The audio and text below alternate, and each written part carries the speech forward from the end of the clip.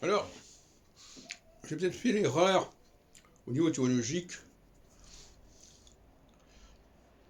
quand je parle du christianisme dans son rapport avec le monde israélite, le monde du royaume du Nord. Parce qu'il y a probablement un chaînon intermédiaire que je pourrais appeler le echadisme. Echad voulant dire un en hébreu et wahad en arabe.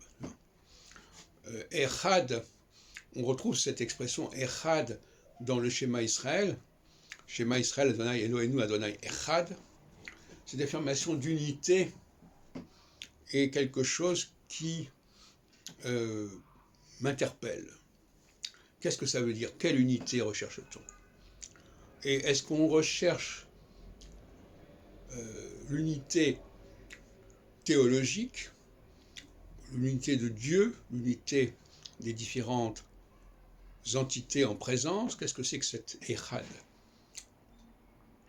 À mon avis, le Echad ici, c'est l'unité, c'est le message que le christianisme a récupéré, à savoir rassembler et réunir les gens du royaume du Nord et les gens du royaume du Sud, qui n'avaient pas du tout le même statut, qui n'avaient pas du tout la même histoire en réalité. C'est dans ce sens-là qu'on le dit.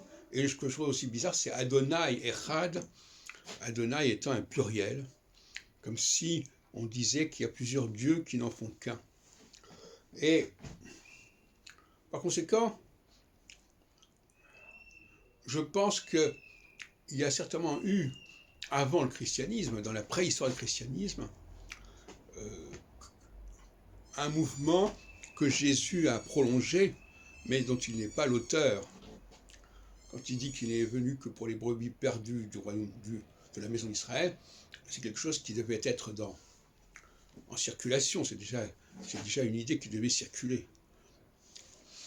Donc ce serait un peu rapide, un peu raccourci, que de parler d'un passage, de parler de l'idée que le christianisme aurait proposé cette fusion entre le Nord et le Sud.